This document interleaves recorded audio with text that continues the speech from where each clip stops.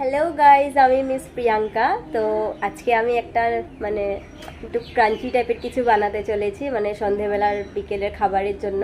তো daily daily তো কিনে খাওয়া সম্ভব না, তো এবার ভাবছি ঘরেই বানাই রেসিপিটা।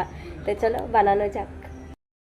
ব্রেড পকোড়া বানানোর জন্য আমি ব্রেড নিয়ে নিয়েছি, আর এটা বেসনের মধ্যে লবণ হলদি এগুলো দিয়ে মানে মাখিয়ে নিয়েছি। আর এটা আমি অ্যাকচুয়ালি এটা চিকেন ব্রেড পকোড়া বানাবো, তো এটা চিকেন আমি একটু পেস্ট করে নিয়েছি, একটু গোটা গোটা ছিল তো পেস্ট করে নিয়েছি। আর এটা আলু সেদ্ধ করা ছিল, মাখিয়ে নিয়েছি। এটাকে একটু মাখাতে হবে, মানে তেলে একটু ফ্রাই করতে হবে এটাকে।